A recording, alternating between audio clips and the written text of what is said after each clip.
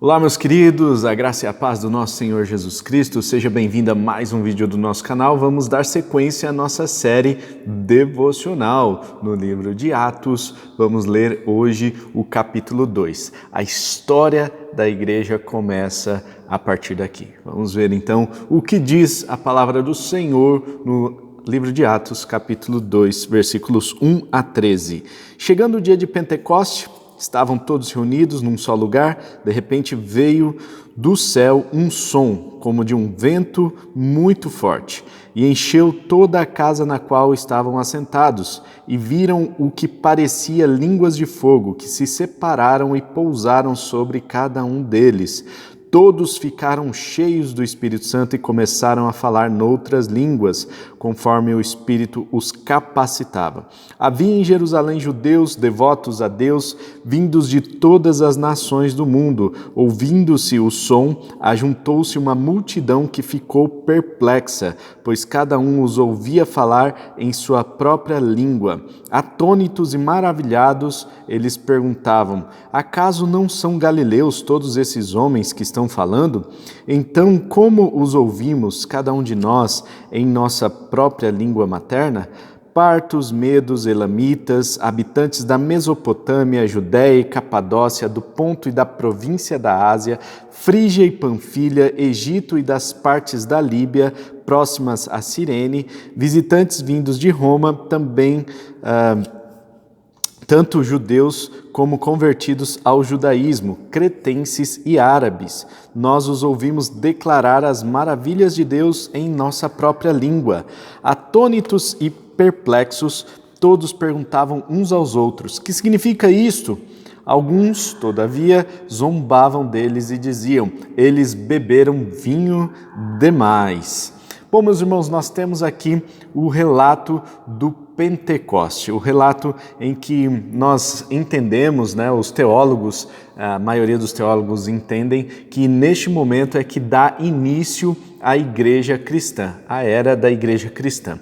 Nós sabemos que Jesus diz lá para Pedro sobre esta afirmação, sobre essa pedra vai ser construída, eu edifico a minha igreja, Mas naquele momento ainda o ministério de Jesus era ativo e Jesus ainda não tinha estabelecido um sistema eclesiástico. A partir do momento que Jesus sobe aos céus e os discípulos, os apóstolos tomam ali partido, eles começam a fazer todo o trabalho da igreja, a estruturar a igreja. Então nós temos oficialmente o início da igreja cristã. E aqui no capítulo 2 nós temos um evento que marca este início da era da igreja cristã. Então, no dia de Pentecoste, era o dia da festa das primícias, 50 dias após as colheitas. Então o povo se reunia para festejar, para fazer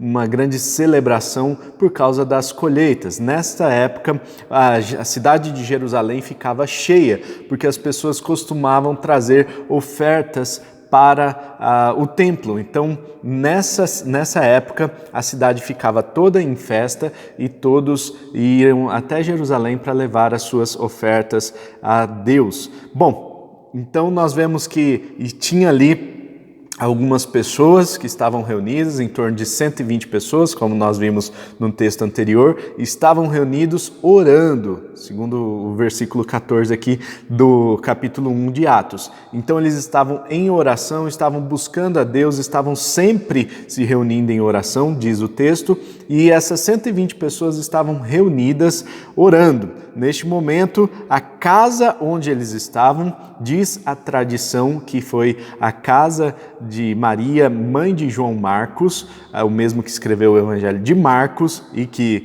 viajou com Paulo na viagem missionária. Depois deu um problema lá por causa dele ter abandonado a equipe missionária, mas lá em 2 Timóteo ele fala que Marcos é útil agora. Enfim, nós temos aí o relato aí, várias vezes João Marcos aparece no Novo Testamento, E a casa onde o povo estava reunido, muito provavelmente era a casa de Maria, mãe dele. Então todos estavam ali, provavelmente no andar superior da casa, um salão de festas, 120 pessoas reunidas, orando, buscando ao Senhor, e neste momento acontece algo extraordinário. Nós vemos aqui os sinais visíveis de uma manifestação do Espírito Santo.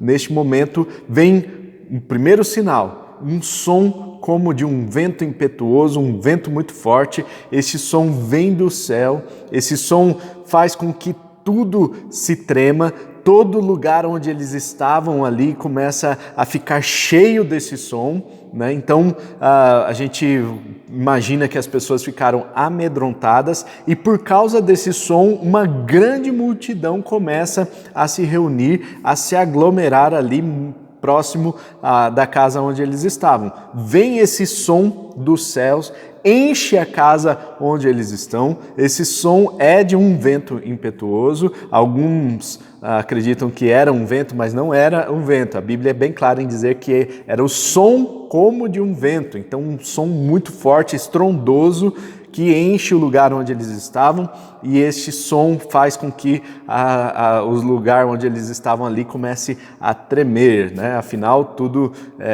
o som faz com que as coisas vibrem aí, né? Então, eles estavam ali orando, buscando a Deus, vem esse som sobre eles. Esse é o primeiro sinal visível da manifestação do Espírito Santo.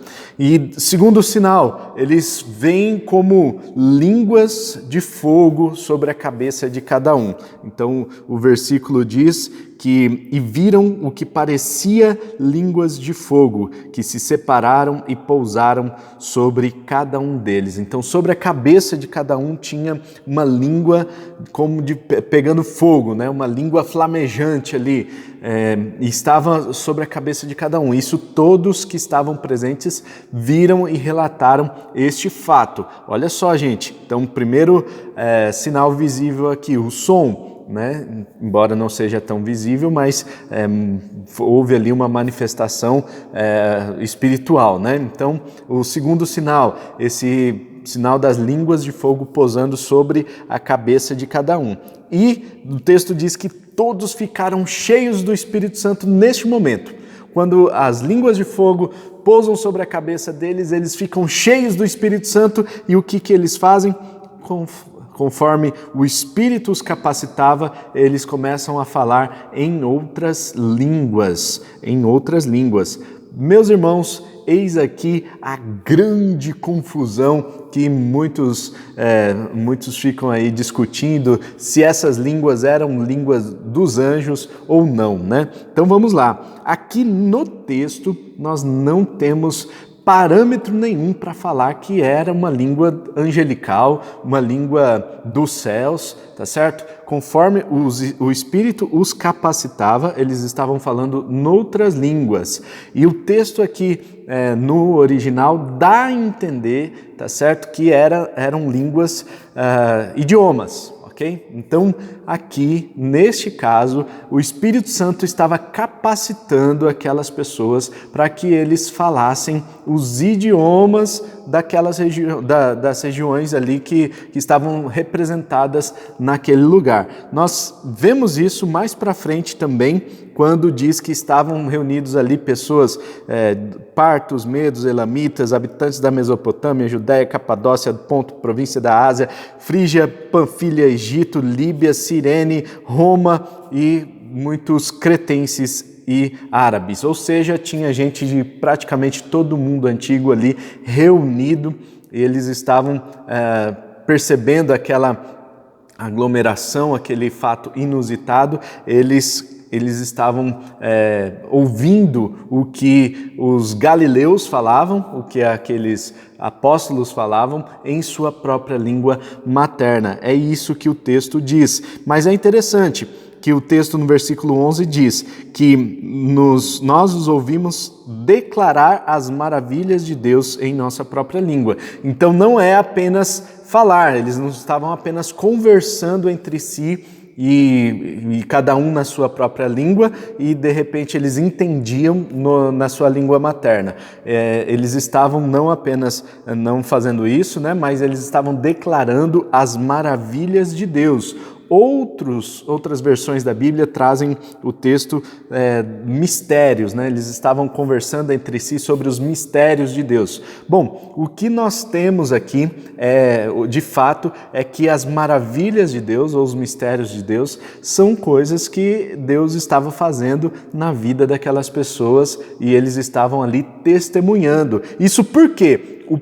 O Espírito Santo, ele nos dá poder, segundo o texto lá de Atos capítulo 1, versículo 8, ele nos dá poder para testemunhar. Então, logicamente, aqui, né, eles estavam compartilhando as bênçãos, contando aí as maravilhas, testemunhando aquilo que Deus estava fazendo na vida deles e em todos os lugares do mundo por onde esse povo passou, que tinha gente ali de todos os lugares do mundo. Nós temos aqui também alguns que não creram. Alguns, todavia, zombavam deles e diziam eles beberam vinho demais. Então tinha gente que estava ali só observando, não queria participar da aglomeração, não queria participar desse momento espiritual e, ao contrário, eles estavam ali criticando, apontando o dedo, falando, esse povo aí tá bêbado, né? A gente vai falar um pouquinho mais sobre isso no devocional de amanhã, no texto que é seguinte a esse daqui. No entanto, eu quero chamar a atenção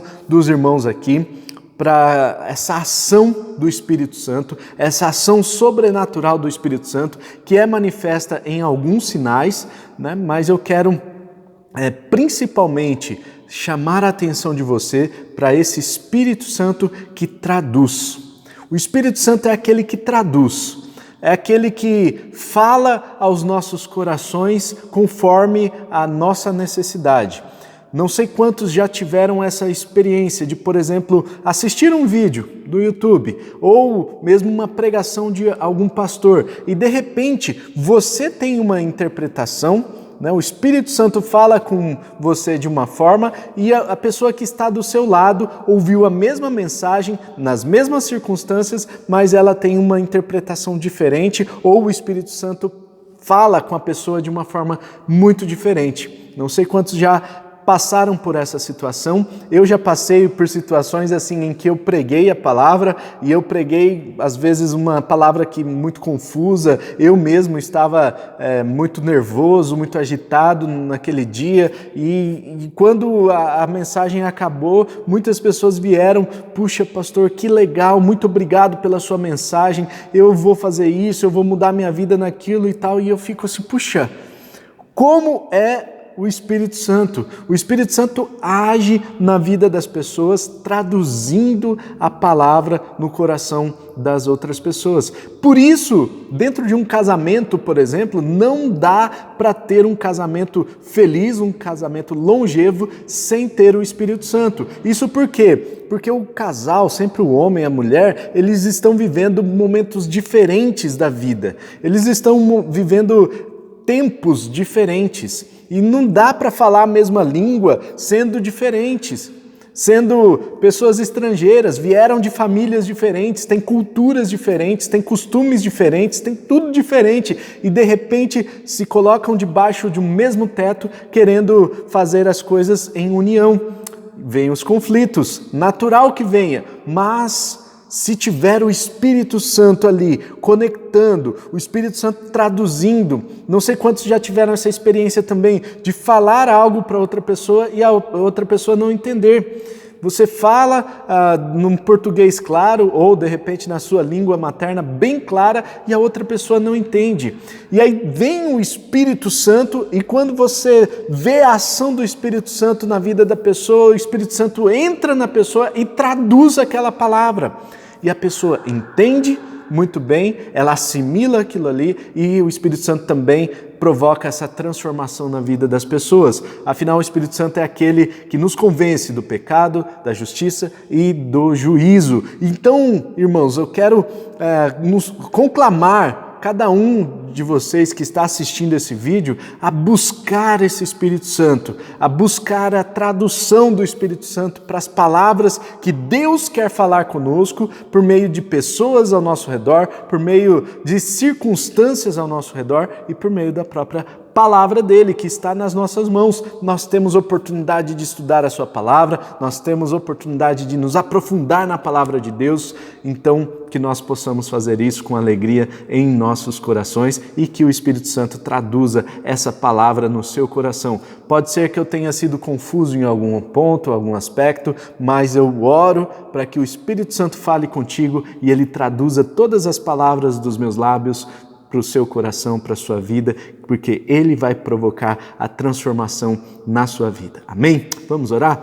Pai Celestial, eu quero orar, ó Deus, para que hoje o Teu Santo Espírito entre nas nossas vidas e que o Teu Santo Espírito, ó Deus, provoque essa transformação em nós e nos ajude traduzindo as palavras nos corações, melhorando a nossa comunicação, melhorando aquilo que precisa ser melhorado nas nossas vidas. Afinal, nós estamos vivendo em tempos diferentes junto com as outras pessoas. Às vezes o pai não consegue se comunicar com o filho com o pai, ou o casal vive com brigas, ou de repente dentro da mesma família, ou entre amizades, enfim, são várias as situações que nós vemos a falta de comunicação, a falta de entendimento, e eu quero orar para que o Teu Santo Espírito seja aquele que traduza essa mensagem nos corações e traduza também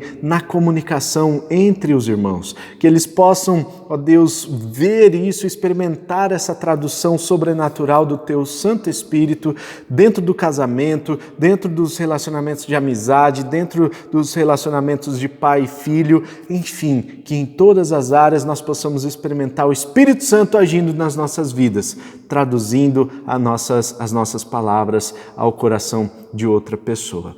Pai, nós te agradecemos pelo dia de hoje e nós te pedimos também, ó Deus, que o Senhor manifeste o Teu Santo Espírito nas nossas vidas, que possamos experimentar grandes coisas, grandes obras do Senhor, também que possamos ter essa experiência sobrenatural do Espírito Santo nos invadindo, enchendo as nossas vidas e que possamos, cheios do Espírito Santo, ser capacitados para testemunhar, para evangelizar, para falar do Senhor, para declarar as maravilhas do Senhor nas nossas vidas. Obrigado pelo dia de hoje, que o Senhor nos abençoe, em nome de Jesus. Amém e amém.